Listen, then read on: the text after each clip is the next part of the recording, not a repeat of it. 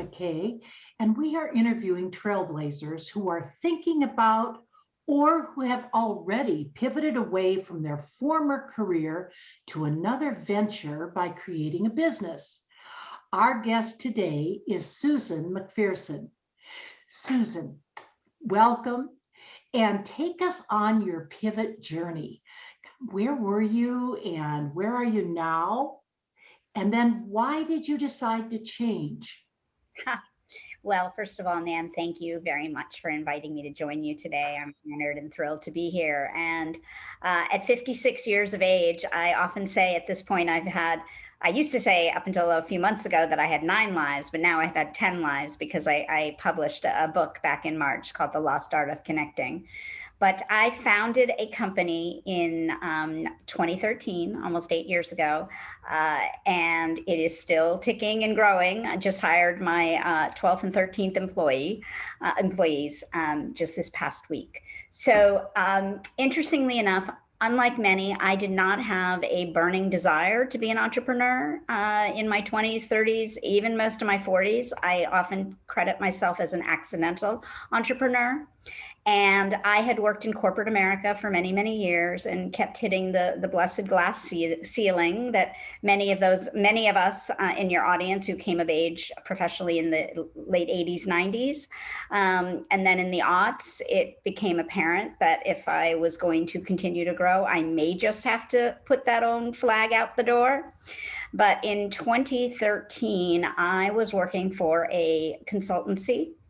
And there was an exodus of talent. And for anyone who's listening who has worked in the consulting world, when talent leaves, that means it's a danger sign because a consulting firm is only as good as the people who actually work there.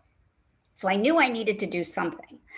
And I was hesitant to, just quit without any kind of income because I had had a paycheck since I was 15.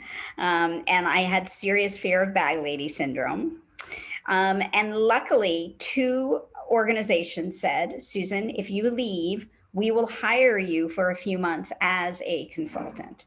So it gave me a cushion. And here's the funny part of the story. I left on a Friday and I started consulting on a Monday because I was so convinced they were going to change their mind. And I was terrified. I had a significant other at the time who was living with me and not making an income. So I knew, I had to carry both of us. And then the real kind of funny part of the story is I named it McPherson Strategies because I didn't think it was going to be anything more than a few months until I found my next job. My ex-husband, who is a lovely man, but we split up in 2003. So I named it McPherson Strategies, thinking it was just going to be a few months. And now almost 8 years later, here we are, very profitable, very happy, and doing important social impact work.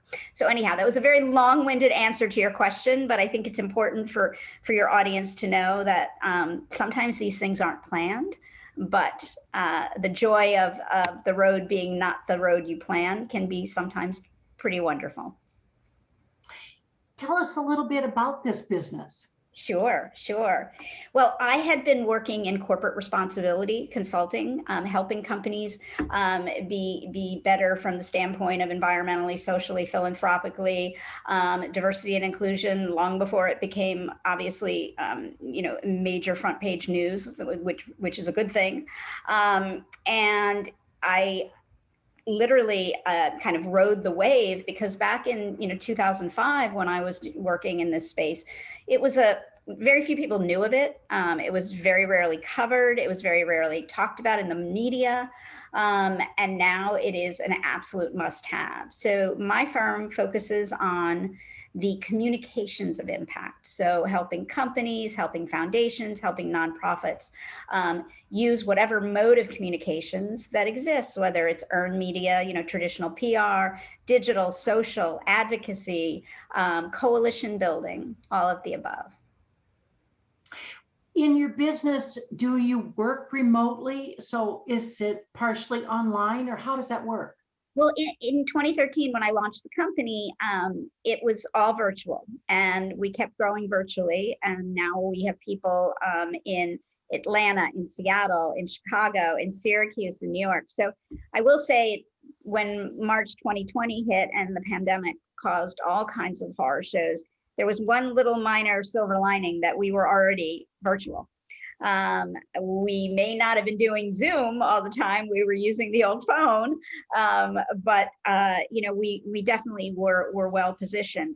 Where I will say it's been challenging, of course, is when you hire people and you can't meet them in person.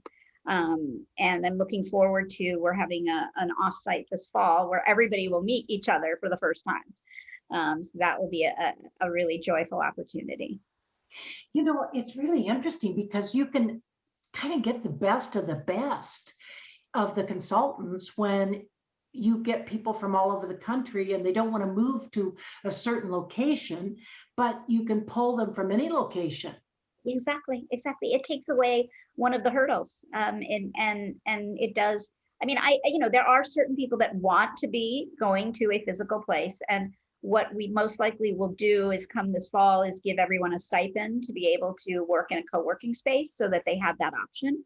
I'm a big believer in always letting, if you trust people, the trust comes back.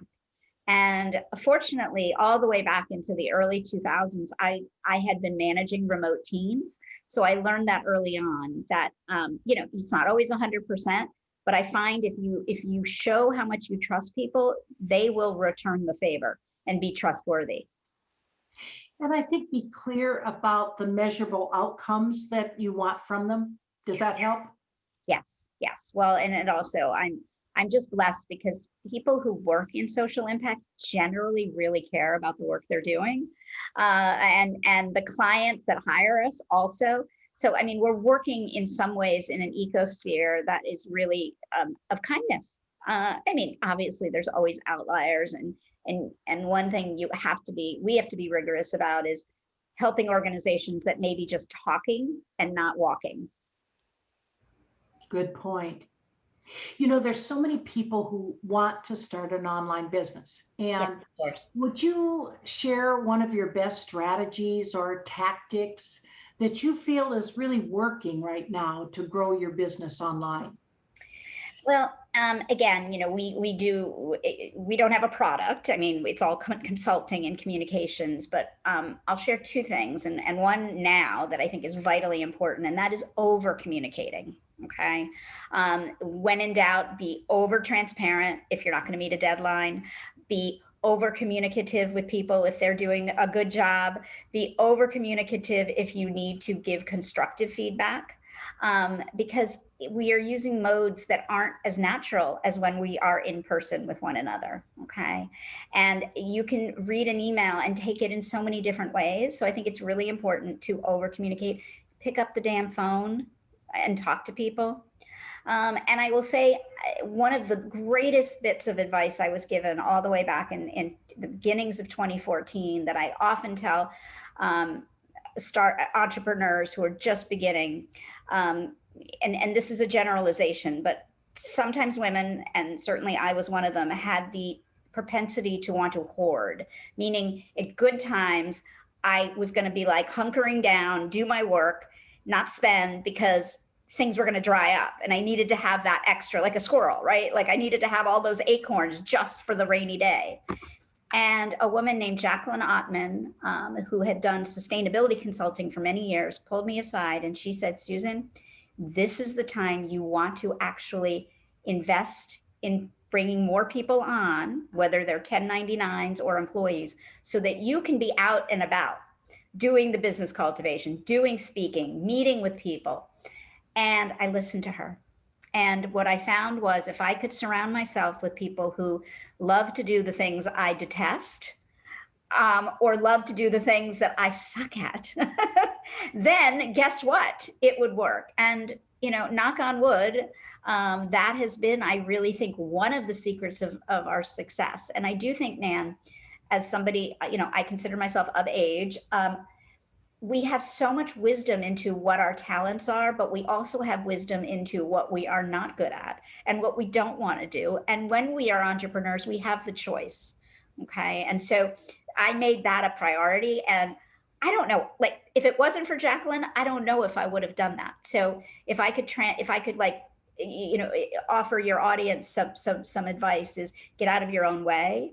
And as scary as it may be to spend money to hire people, if you do it successfully, it will free you up to be to follow your North Star to be successful.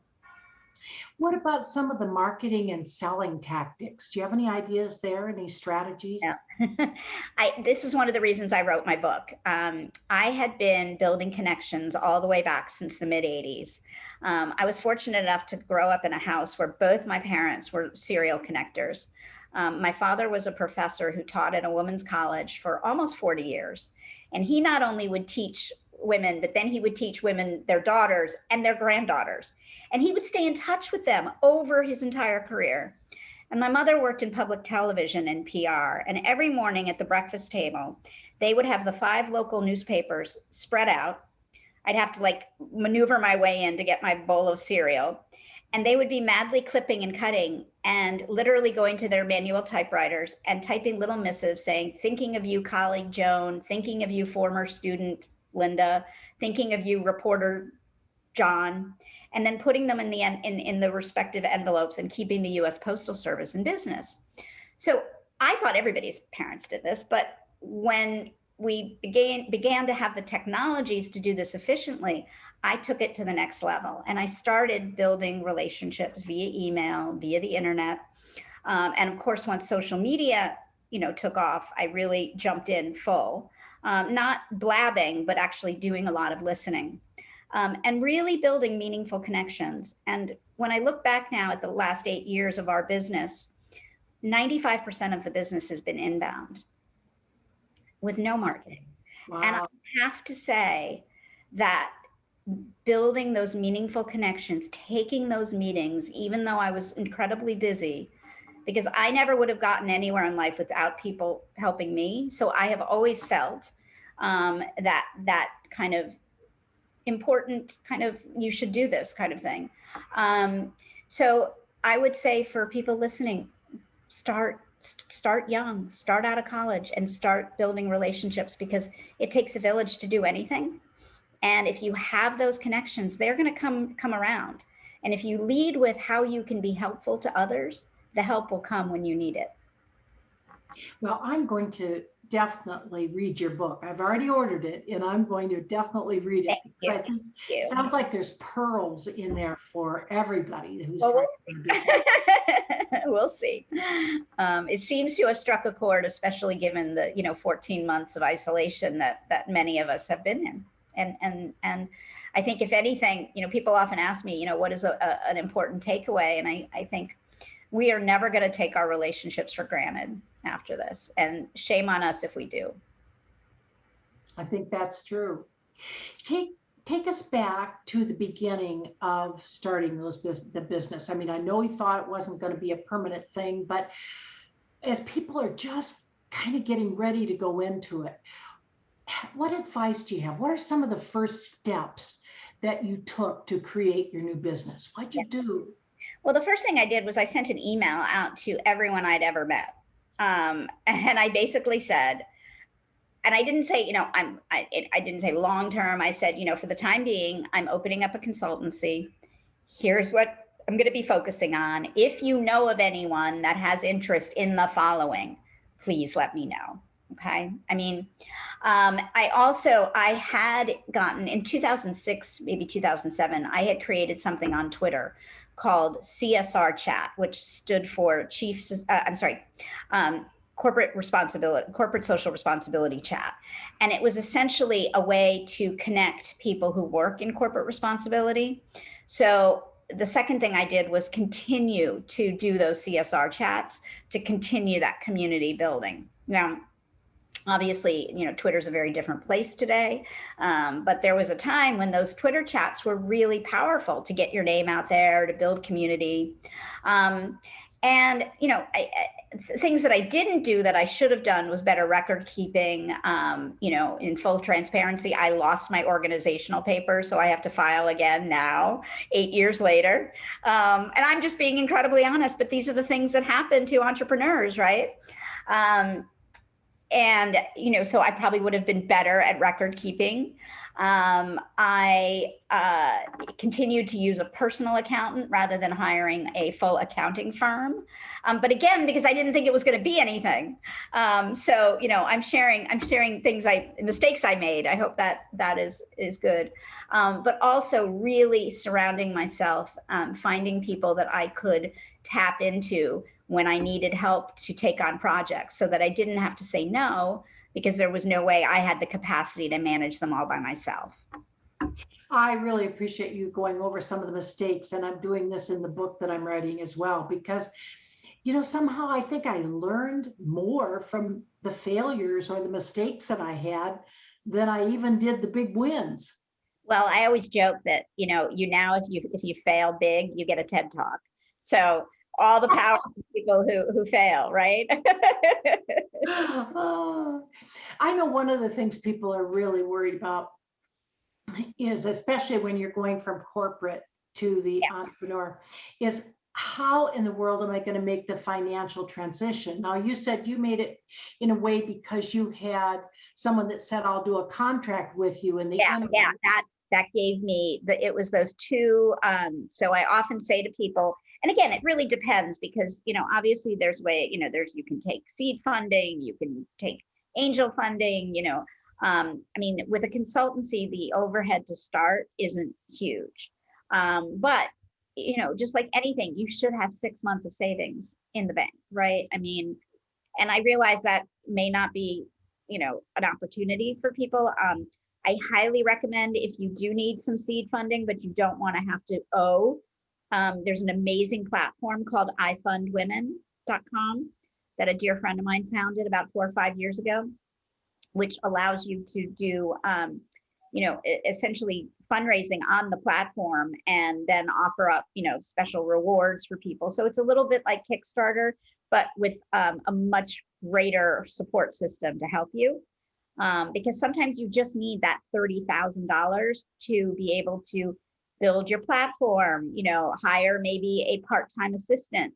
So highly recommended if your business is capital intensive, right? With consulting, I didn't really need to outlay that much. I built a website using Squarespace. So it was, $2,500, but I never could, would not have had the guts to do it if those two organizations didn't say, we'll hire you. But that's my own fear. Hopefully people in your audience aren't as terrified as I was. Oh, I think they probably are. They probably are.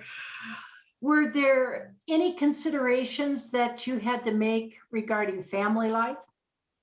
Well, I don't have children. I don't have parents. And I, as mentioned, that my significant other at the time was an underwater documentary filmmaker who was not making any money at the time. And I was raising a lot of money for him. So if anything, it was very empowering to me to start this, because I started to take the focus off just going to my day job and then helping him at night, with really focusing on building something that was my own. And then a year later, we actually went our separate ways. So I think it was, and then the business went like that. So sometimes, ending things that could be potentially toxic in your life can actually also help us, those of us trying to carve our own path. But I realized for the women out there, and the men too, who have children, it's a challenge. Because it's very hard to turn it off when it's your own baby. And so I have to say, clearly that was one thing I didn't have to be worried about. And also, because I was 48, let's say I did have children, they would have been most likely, depending if I had children late, but they would have already kind of been almost out of the nest, right? Again, these are all just hearsays, but that's why I think for women who are in their 30s, let's say, and have newborns, it can't be easy. And I would never be able to offer advice, because it's not a world that I experienced. But when you think back, what or who were some of your resources along the way? When you got into trouble? Did you have mentors? Did you have people, or did you have particular courses you took, or did you have websites you went to? What were your helpful? I had friends. I literally had friends. And one of the things, and something I unpack in the book a bit is there has never, or at least in the last 20 years, there's not been a work Susan and a home Susan. And, you know, some people may say that's not a good thing. I think it's a good thing because, quite frankly, it's exhausting being two people. And because the work I do is impact, it tends to, the people I associate with care about the world, right? So it like they bleed over onto each other, but in a very positive way. Does that mean I always work? No. But the thing is I also serve on boards like that have to do with helping refugees, with helping getting more women's voices in the news media. Is this work? You could say it's work, but it's also passion. So by, you know, the people that I've served on boards with, the people that have been, you know, clients over the years in various other roles, those were the people that I turned to for help. Sadly, I am terrible at Excel. I should have taken those Excel classes because honestly, I think it's a good tip and tool. But again, I made sure that somebody on my team was really good at it. So, but I've always been a big reader of current and cultural affairs, which again, for what we do is very important. And that began, you know, with both my parents being news junkies. So, you know, I have always found that to be you know, the business sections of newspapers can be extraordinarily helpful when you run a business. And I wish I had like a secret sauce that I could give your audience, but I mean, this is just who I am and honesty. Tell us about some of the obstacles or challenges that you had along the way. Well, I think the one that you've probably already identified, my sheer terror. You know, running a consulting firm, it's very, very hard to project. So in terms of knowing when to hire is a huge challenge because I have visibility right now into maybe November. Where are we now? May. So when you hire people versus 1099s, you know, you do believe you have, I mean, you owe them, but in the end, even if I could predict, you still can't predict because contracts can be broken. So one of the challenges I had to get over is always questioning like everything, and instead looking at the 8 years and seeing the track record and knowing that we'll make it work. So I think one is just dealing with my own fear, my own insecurities. Hiring is very challenging. And again, it's hard because this past year has been so bizarre. So I'm trying to like look overall, but finding good people, you know, who are going to be committed, I think is also challenging. Hiring, you know, ensuring that we are being inclusive about our hiring, making sure we are hiring people that don't look like us, sound like us, getting out of our own biases. I mean, these are all things that, you know, not just myself, but all of us have had to learn. And I think it's especially hard when you think about salaried people versus your 1099 people, as you call them, or consultants. It's difficult because now you're into withholding and you're into benefits and you're into all the things that surround employees, which is huge. Yeah.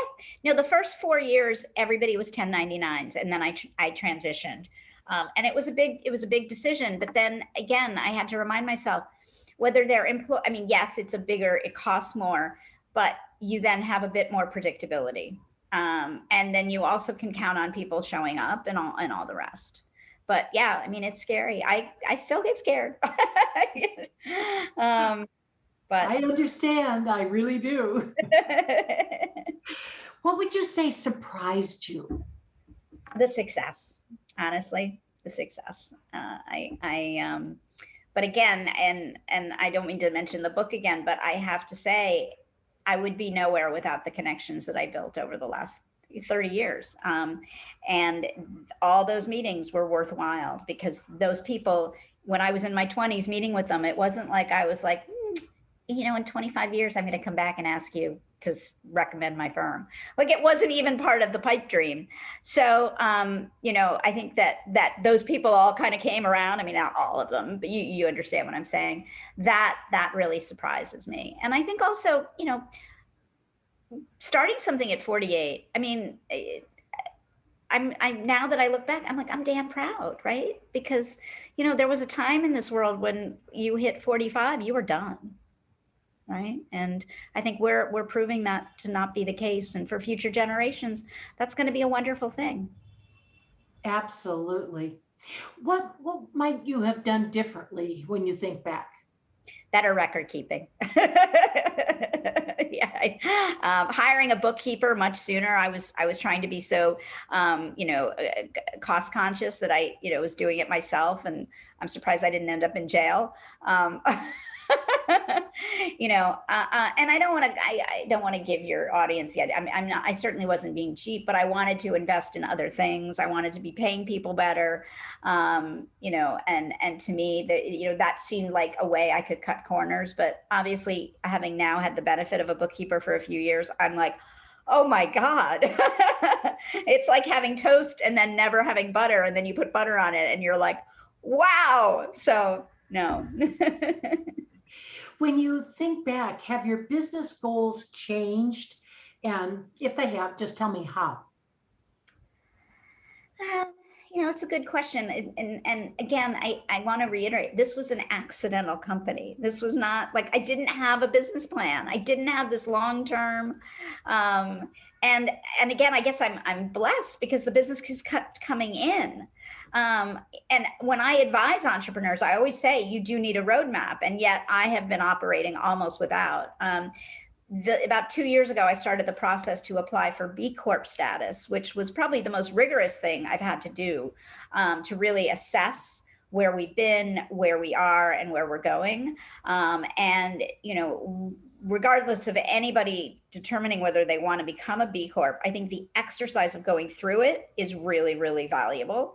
So that has been extraordinary. I mean, hopefully we'll find out soon if we make the cut. And if we don't, I quite won't understand why, but that's for another podcast. But doing that has really helped me kind of focus on where we need from a, walking our own talk, what we need to do there. And having all remote employees, it's hard to measure things like our environmental footprint, right? I mean, you would think because nobody's commuting, but, I can't deem that everybody gets LED lighting in their homes, and I can't, enforce recycling in people's homes, so it's anyhow, I'm getting off on a tangent, but. Now, what is a B Corp? I know a C Corp for a corporation, an S Corp, LLC. What's a B Corp? B Corp is a way to essentially you're measured both on your financial success as well as your philanthropic, environmental, and social success. There's about 4,500 companies now that are B Corps. Patagonia, Seventh Generation, Ben and Jerry's, Unilever, the gigantic company, is transitioning to a B Corp, and it is a way to almost like self-regulate. And then you are actually measured year over year on if you're meeting the requirements to maintain those. But there's a website if you go, it's benefit. Let me make sure I can give your audience the exact. So is this a government thing or an organization? No, it's an organization. Okay. And I'll just join. I'm finding also certified B corporations are a new kind of business that balances purpose and profit. They are legally required to consider the impact of their business planning. And there's now 3,979 companies, but Eileen Fisher is one, Danone is one, Stonyfield Organic. The website is bcorporation.net.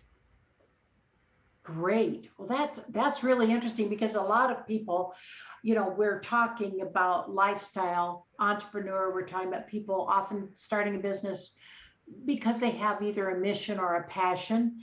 And so this kind of ties into that thinking. I just put it in the so you have it. Okay, great. What would you advise people to do or not to do? Well, I mean, as in starting a business, you mean, Yeah. or Mm-hmm. well, again, I think, what I said, get out of your own way.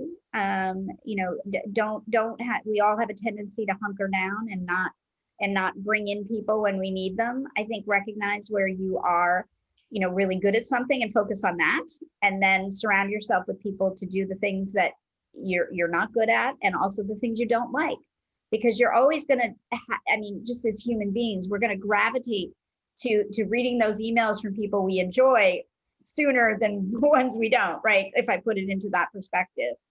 And really ask for help. I think, many of us are afraid to ask for help, but people generally want to be helping you. So I think it's really important to tap into communities. There's so many, whether there's LinkedIn groups, but there's also many community organizations. Very much, I mean, I don't know many male ones, but there's certainly so many women's organizations that you can join, whether it's the League of Badass Women or the Riveter or the We Suite or the List or Tonight. I mean, I could go on and on and on, but Female Founders Coalition, I'm sorry, Female Founders Collective. These are all ways to tap into others so you don't have to be going it alone. So here's your last question. Yes. What do you like best about being an entrepreneur? I like the freedom, honestly. And I like at this point in my life to be able to chart my own path. But I would say even more than that now is creating and helping build livelihoods for others. There's so much joy in being able to send out a payroll. And it sounds funny, but it's a wonderful thing when you can help others realize their dreams. Well, Susan, it's been so much fun talking with you, and I so appreciate everything that you've told us and shared with us. It's been great. Thank you so much. Thank you for what you're doing, and thank you for showcasing people doing important work. It's a remarkable gift you're giving.